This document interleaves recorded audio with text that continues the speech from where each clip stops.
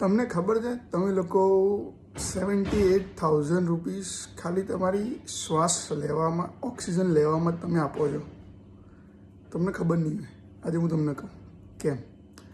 તમે છે ને એક પર્સન જે હોય એ વર્ષના 780 kg ઓક્સિજન જોઈએ એને બ્રીથ કરવા માટે, બરાબર.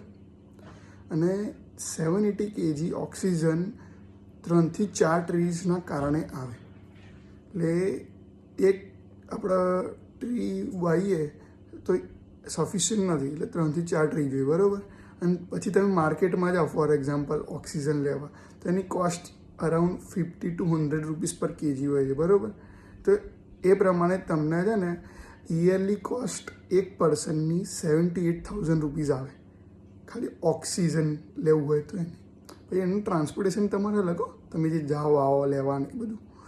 પછી તમારી ફોર એક્ઝામ્પલ તમારી 4 જણની ફેમિલી છે, તો 4 જણની ફેમિલીમાં એપ્રોક્સિમેટ 3 લાખ પ્લસ રૂપીસ ખાલી ઓક્સિજન માટે જ જોઈએ. એટલી તો લોકોની ઇન્કમ જ ખાલી હોય છે એમ વર્ષની, અને એટલી હોતી પણ નથી અમુક વખત ઇન્ડિયામાં. એટલે ઓક્સિજન કેટલું ઇમ્પોર્ટન્ટ છે તમારા લાઈફમાં, અને જે સરાઉન્ડિંગ ટ્રીઝ પણ. એટલે તમારે એને ટ્રીઝને કટ થવાથી રોકવાના અને એને પ્લાન્ટ કરવાના અને એને કન્ઝર્વ કરી રાખવાના એમ. આનું ઇમ્પોર્ટન્સ આ છે. પછી આપણે એટ ધ એન્ડ વાત કરીએ, જે બધા મોસ્ટલી લોકો એવું કહે છે મારે એક ટ્રી વાવવું છે, મતલબ ઝાડ વાવવું છે જે મને પૈસા આવે. તો આ જે ટ્રી છે તમારે યરલી 78,000 રૂપીસ સેવ કરે છે. એટલે તમારે પૈસા નથી તો શું છે. એટલે તમારે છે ને ટ્રીઝ તમને શું કહેવાય મેડિસિન્સ પણ આપે છે, ફ્રૂટ્સ પણ આપે છે, એક શું કહેવાય એક શેડો આપે, છાંયો આપે છે ગરમીમાં, ઠંડો પવન પણ આપે છે. એટલે ટ્રીઝના બેનિફિટ્સ બહુ બધા છે. ખાલી તમારે છે ને જોવાનું નજરિયો બદલવાની જરૂર છે.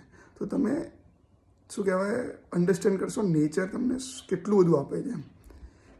એ રીતે આવા કોઈ નવા ટૉપિક્સ તમને જોઈએ તો મને કમેન્ટમાં કરજો. અને દરરોજ કાં તો એવરી યર તમે એક ટ્રી પ્લાન્ટ કરો બધાની બર્થડેના દિવસે, જે તમારે આખા ફેમિલીની બર્થડેના દિવસે એવું કરશો. અને એને શું કહો કન્ઝર્વ પણ કરજો ને મોટું પણ કરજો. અને બરાબર એ રીતે તમે પણ શું કહેવાય 78,000 રૂપીસ પર યર તમે બચાવી શકશો. જય શ્રી કૃષ્ણ.